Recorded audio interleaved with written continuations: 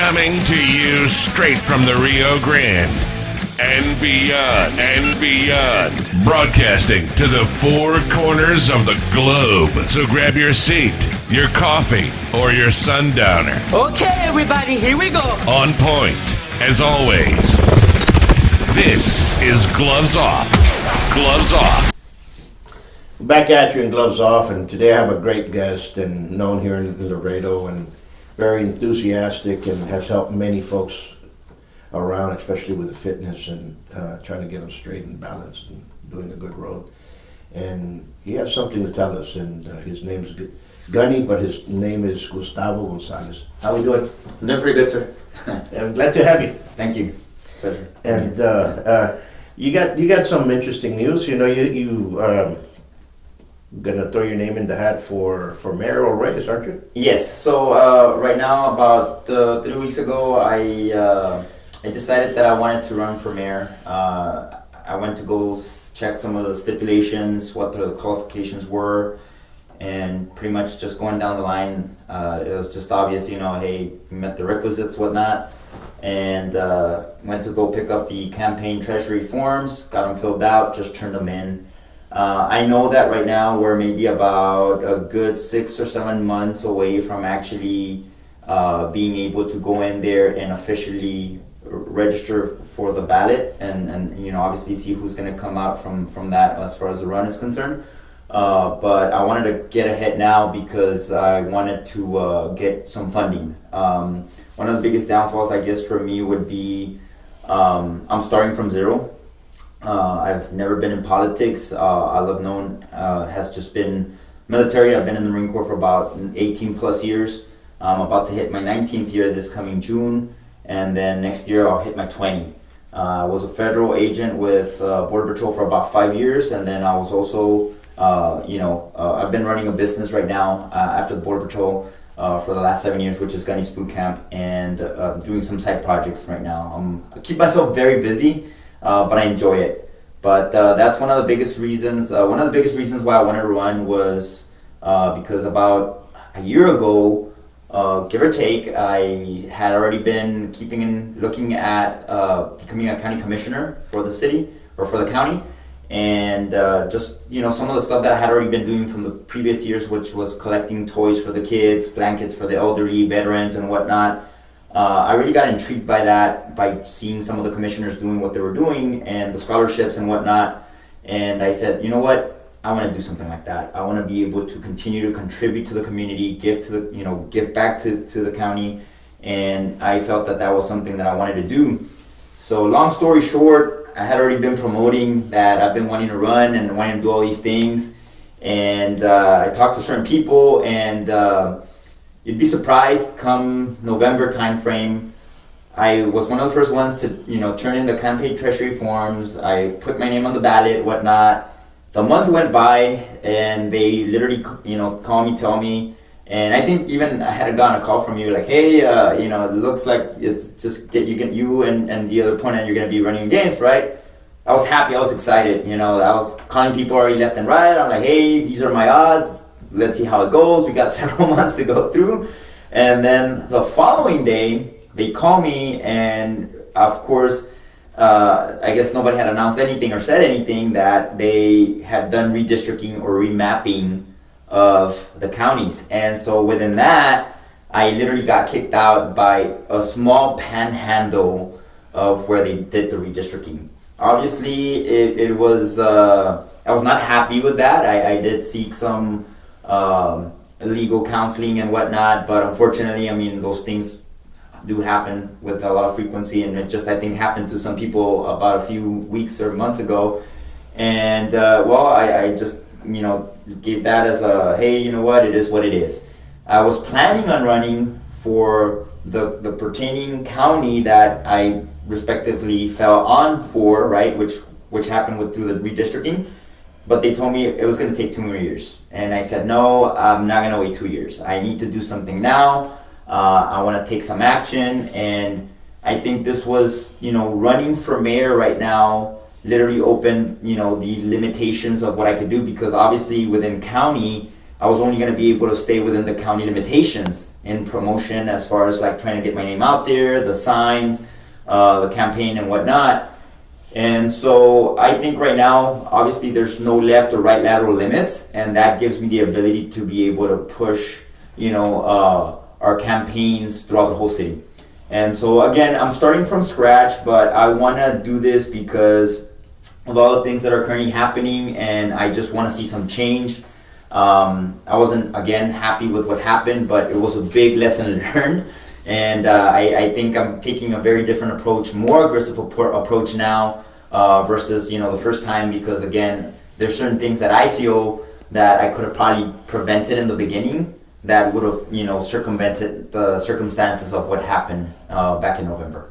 But it is what it is. Sure. There in November back then, when everything was being switched over, a lot of people didn't know that was going to happen, and it occurred, and unfortunately, bad luck struck. But now for mayor, I'm hearing a lot of names, a lot of people running, and a lot of people throwing their names in or want to throw their names in, and people calling out and reaching out to people and so on and so forth. And I tell them all this, and I'm going to ask you this. Why would you run for mayor? Why, number one?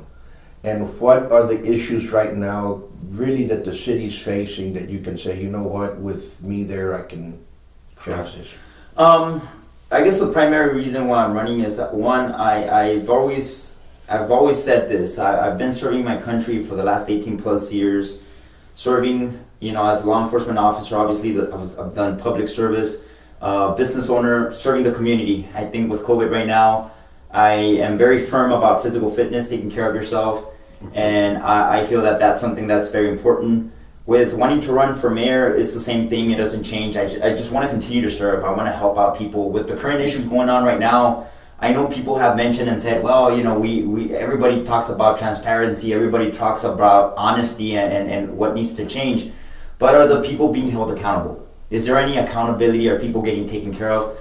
The biggest issues that I've talked to certain, with individuals here in the community, they just want to be heard. They just want to be taken care of. They just want to be able to pick up the phone and at least be heard of what's going on with the situations and whatnot. And right now, it's aggravating to see what's going on, because I just feel that, we do need to push honesty. We do need to push transparency and accountability. And I feel me going in there as, if let's say everything turns in our favor and I go in as the mayor, I expect for there to be honesty, transparency. I'm not, as a border patrol agent, I used to tell people all the time, I never sold my badge, for a bribe or anything else. I'm not going to do that here. I'm not coming in here for these reasons. My reasons are to serve and to at least change what's going on right now.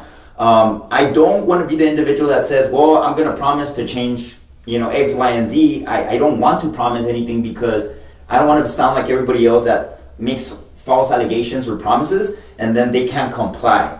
If I'm coming in here, it's because I want to at least, change the trajectory of the city and the direction that it's currently headed in. Because I'm pretty sure most of us probably agree, it's a mess. It's a huge mess. It's a huge mess. And right now, believe me, it's sad to see that, I would say, 15 years ago, 18 years ago, Laredo was the second fastest growing city in the nation.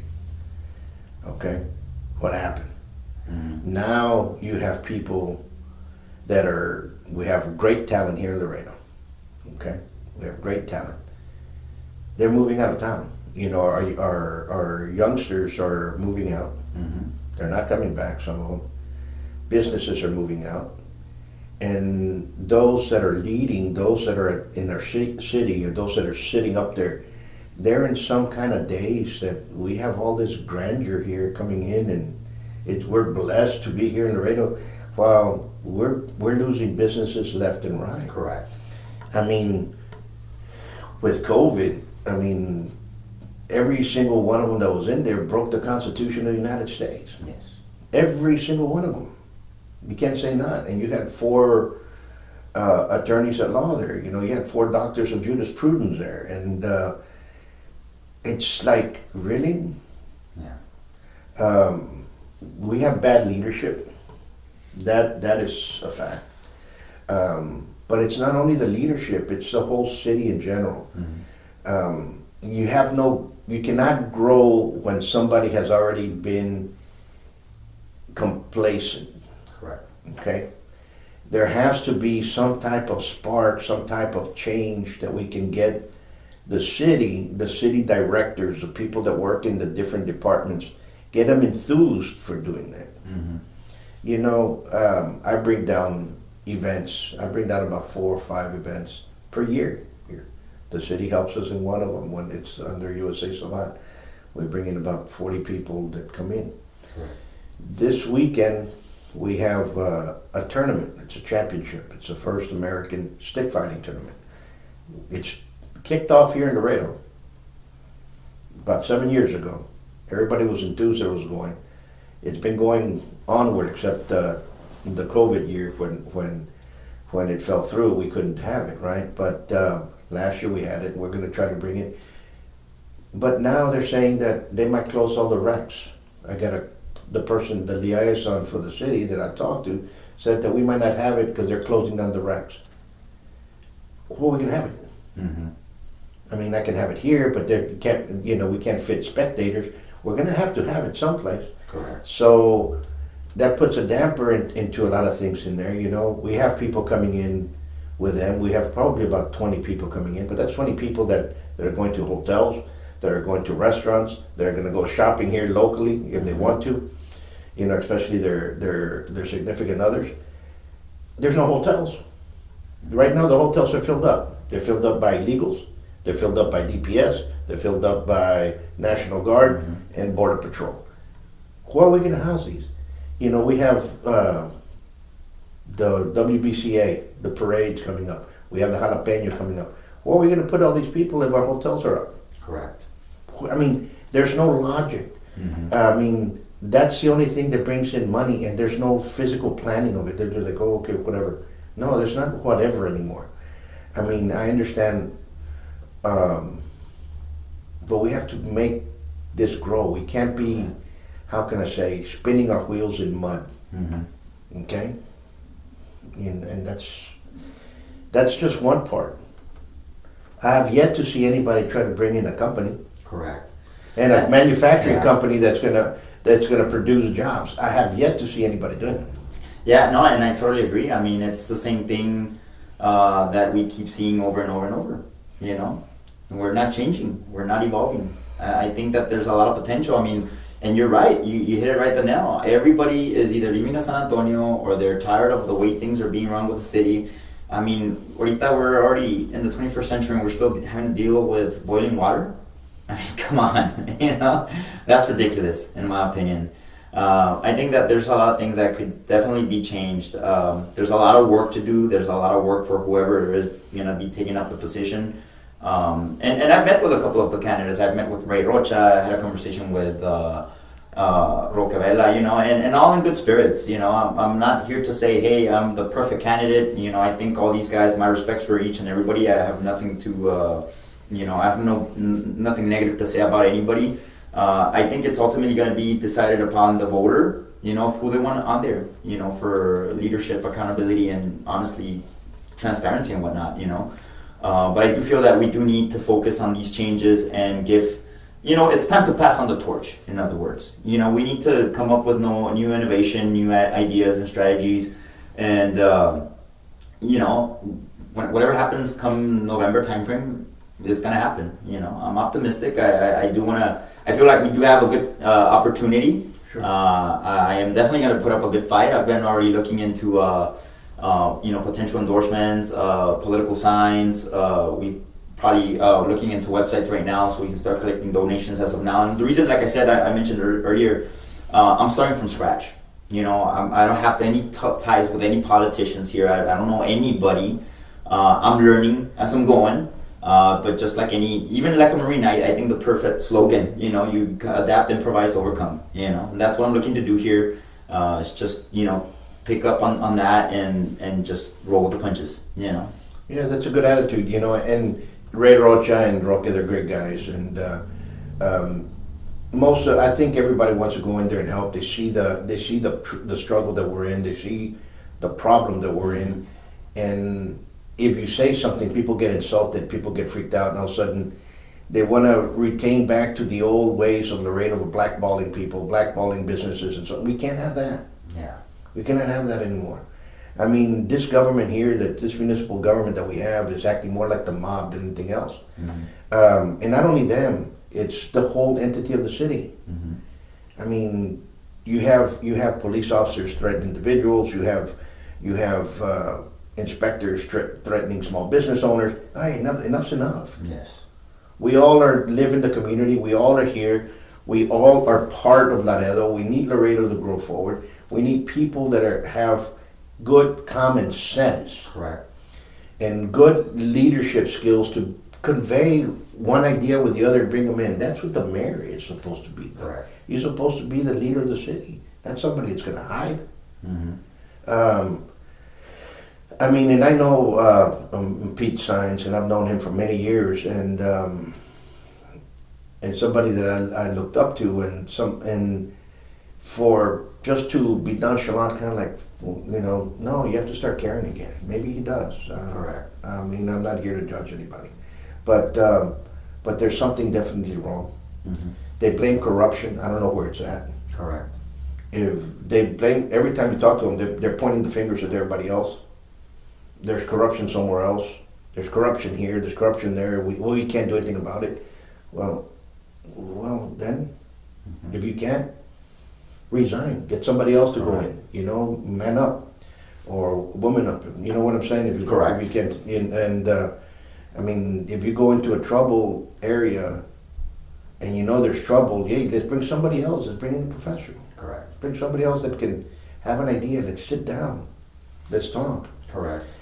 Not once did they had meetings that they were having with when the COVID came in, and there's something that I hold the city back to.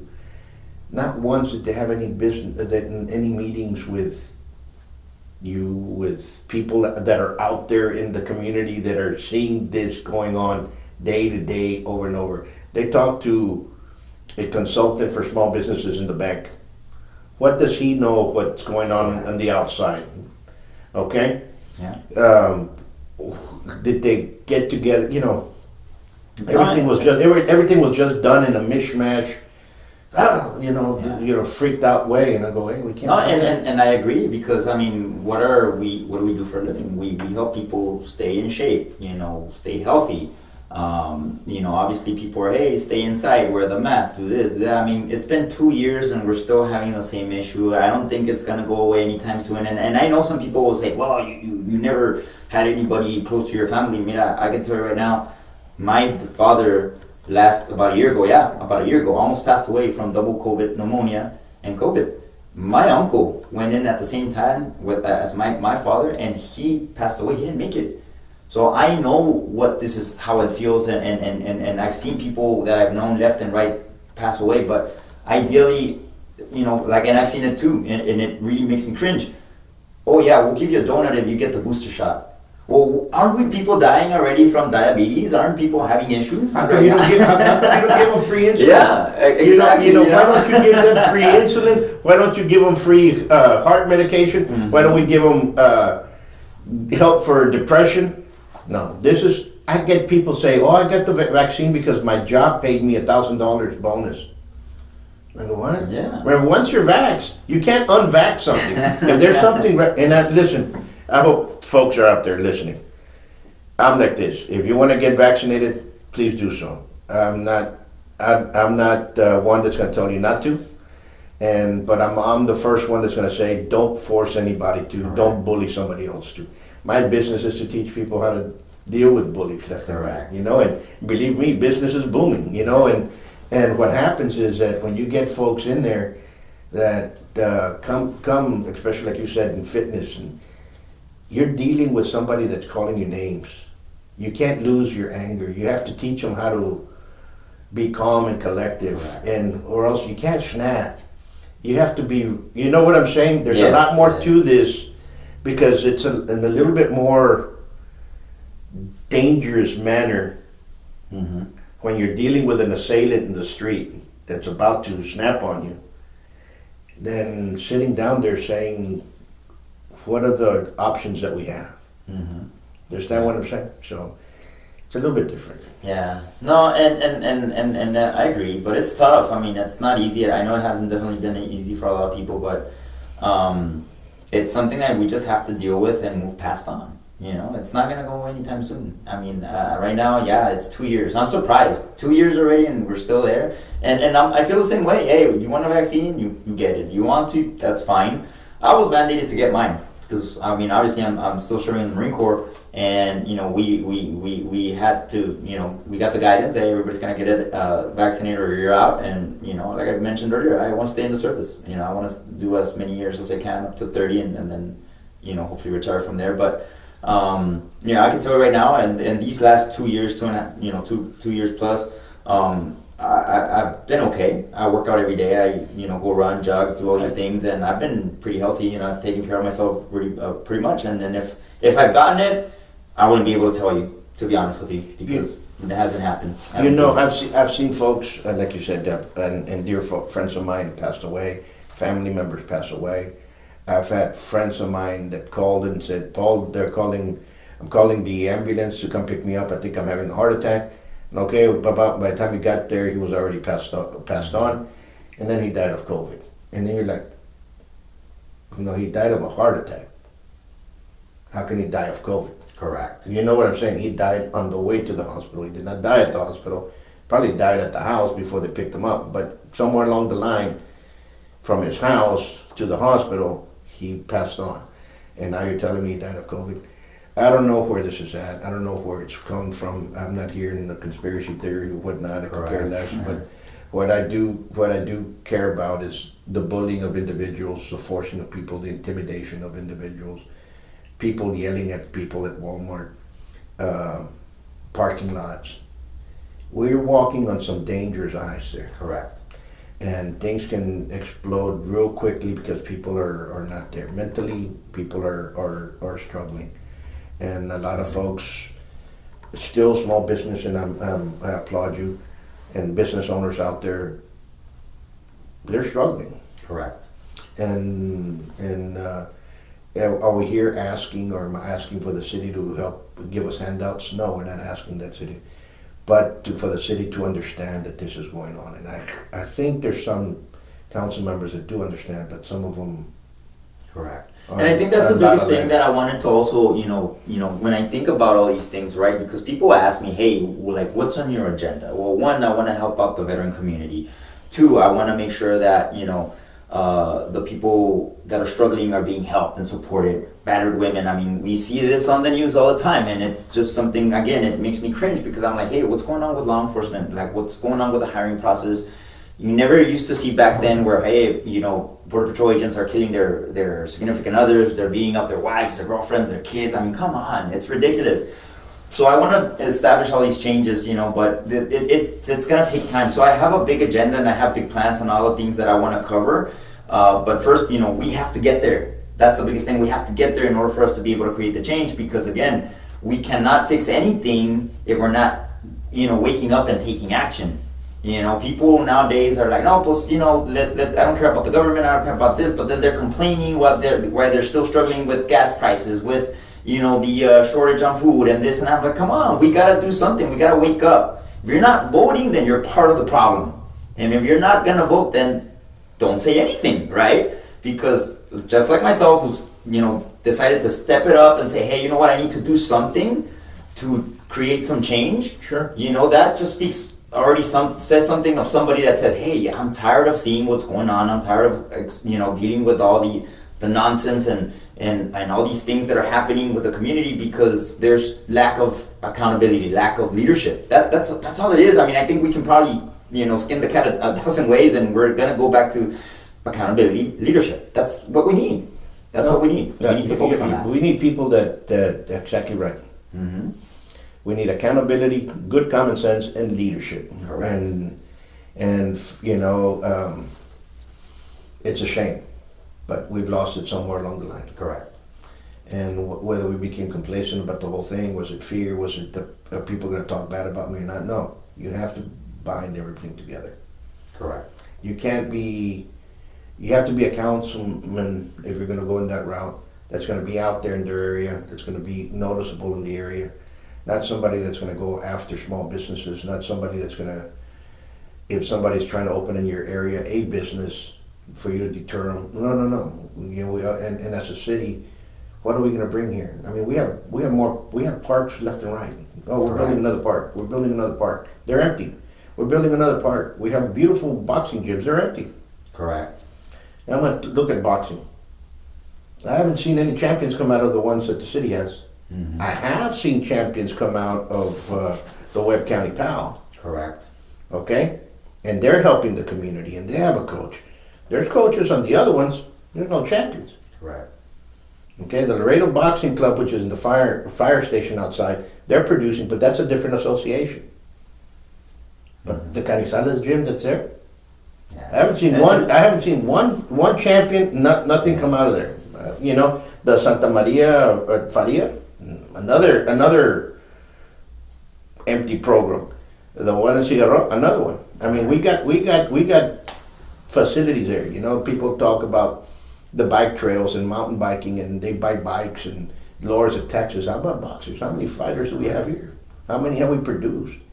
You know, we have world champions in Laredo. I can think of at least 4. And then, you know what I'm saying? So, really? No, and it goes back to baseball, the same thing. We have great baseball players, great professional baseball players. Okay, let's support those things, which we are with the pony leagues and everything else. We're bringing that down. Those are things that are producing our city. Correct. We're producing. And I think that's another thing that, you know, I want to focus on is, you know, enhancing the education, and not only from the perspective of, you know, where we're at with the school system, but what have we heard already in the past couple of years? Phoenix Library is going to close down. You know, bookstores are going to close down. Why? Well, Laredo's not a city that reads. Why not? Why? And then you get these people that say, and I can tell you this from me being in business for the last 7 years, people come to me because they're like, hey, I want to lose weight, I want to get back into shape, but I heard carbs are bad, fats are bad, proteins, you know, if you do too much, you're obviously going to become really muscular and you're going to look like a lumberjack. And I'm like, no, you got to learn how the metric value of a calorie is measured and what macronutrients are, and all these strategies that you can use. Why? Because people tend to say, I'm going to lose weight, well, voy a dejar el pan, tortilla, and the rice. That's the first thing they'll do in la soda, right? And they don't understand, like, hey, what we do here is a lifestyle, and I think that's what people don't understand. Lifestyle means you're going to be doing this for the rest of your life, so you have to watch what you eat, you have to find some balance, you still have to, you have to make time for everything. And I think that's the biggest problem that we see here, and that's why we have a lot of problems with people who are overweight, obese, and are dying from underlying conditions. Because if we didn't have those issues, then why are the people suffering from this? Good to say that. Laredo has a strong diabetic population. It does.